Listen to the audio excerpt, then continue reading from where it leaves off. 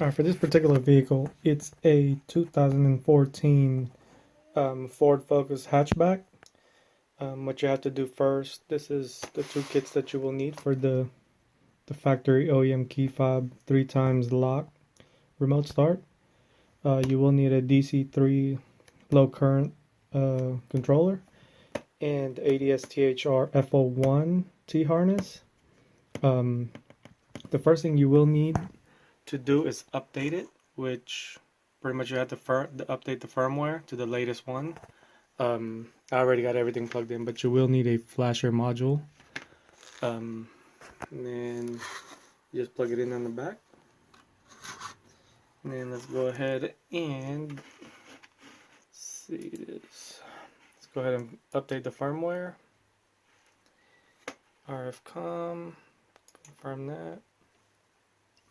It takes about a minute or so for it to fully update. Sometimes a lot faster, which you can kind of see it's a lot faster right now. Alright, let's go ahead and wait for it to upload. It's almost finished.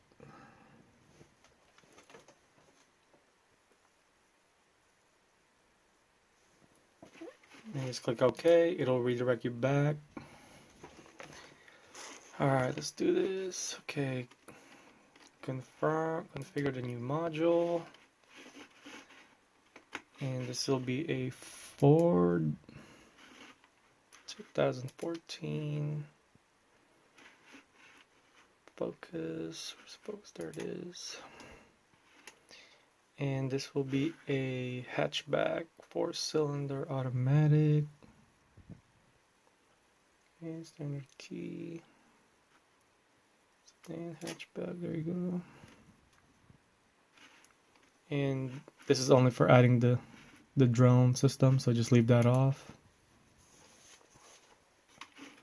And that's the firmware, and obviously it's right there too, which is the same T-harness, FO1. And this is for if you want to add remotes to it. These are the compatible kits. Just go ahead and save it.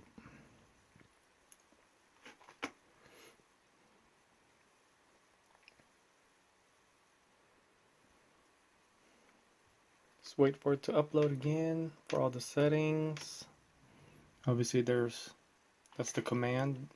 This needs to be enabled. Lock, lock, lock.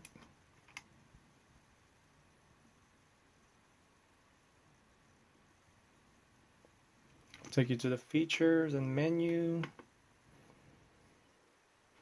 And everything is kind of preloaded. Tag input, how long it'll run. Let's see. Okay, heated accessory. Next menu. Analog. Priority unlock. Okay.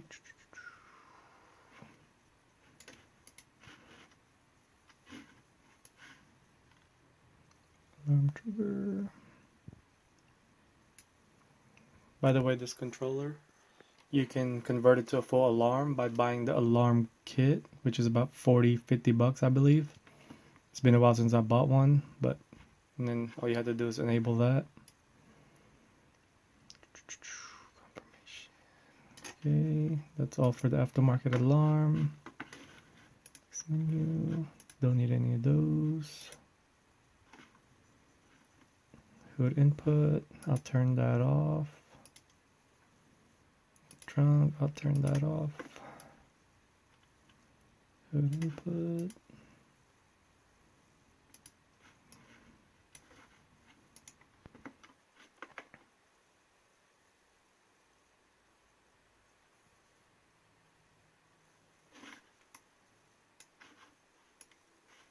And then that's really all it. And then save and go to guides. Let's see. Install guide.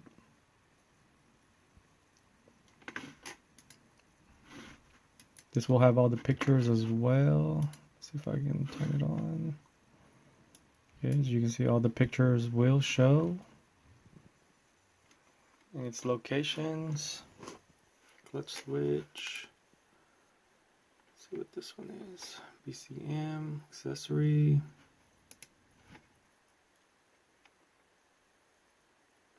BCM, power lock. Starter. BCM, parking lights, okay. By the way, the BCM is on the passenger side behind the glove box. That's what it looks like. Alright.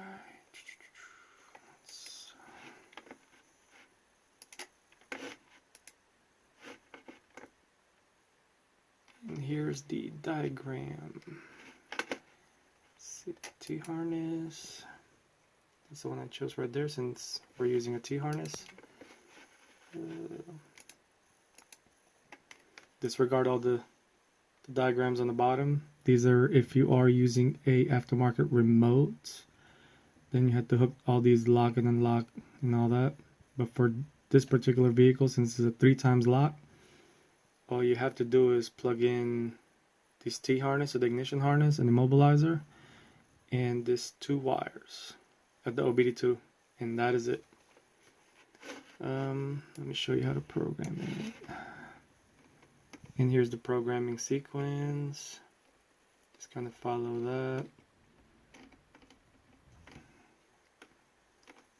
For this particular one, you will need 1 key, and you will be using the clone feature, which is the feature where you clone 1 key instead of having 2 physical keys on hand. So it kind of mimics having 2 keys. So it's pretty self-explanatory right there. 17 steps.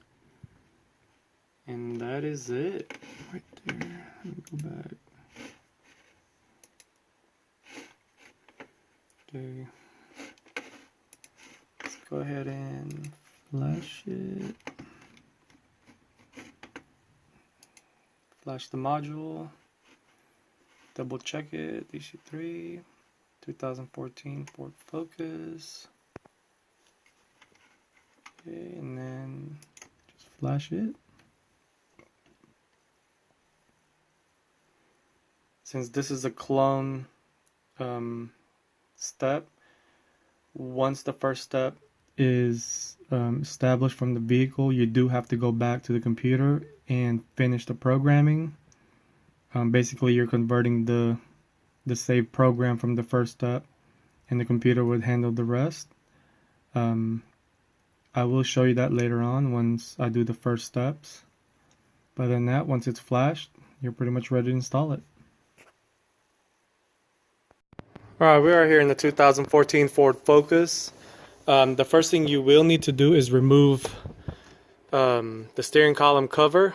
It'll have a number 7mm right here, which is all the way in the back.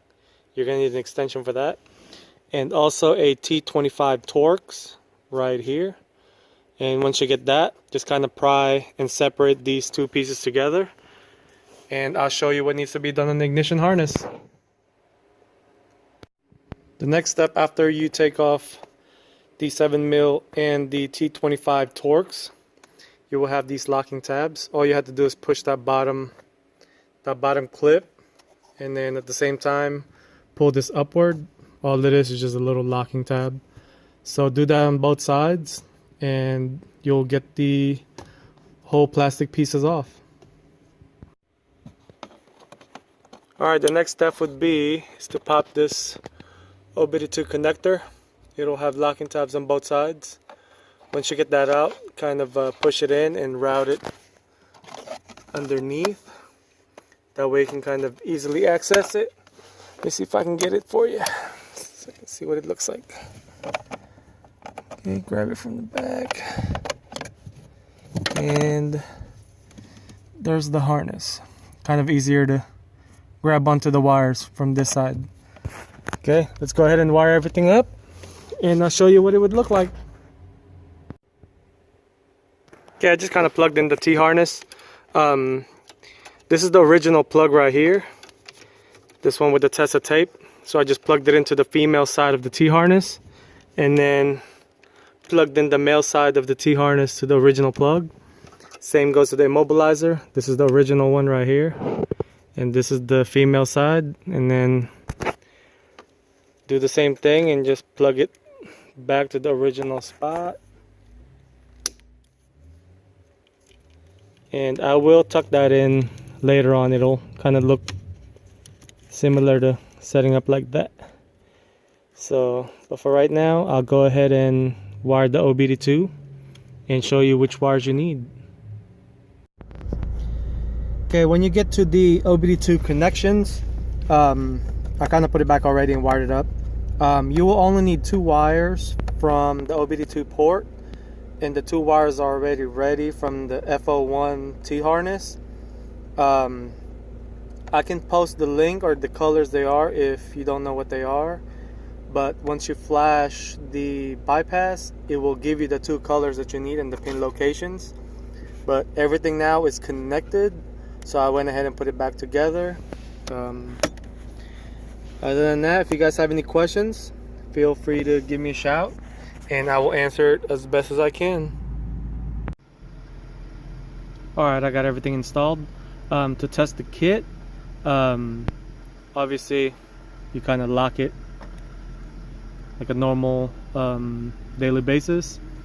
All you have to do is press the lock button on your factory fob 3 times. So 1, 2, 3.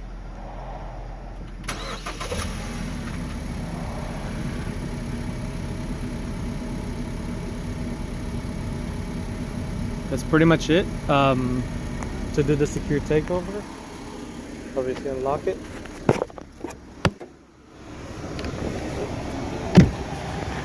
As soon as you get in, put the key in the ignition, turn it 2 clicks. That's 1, 2.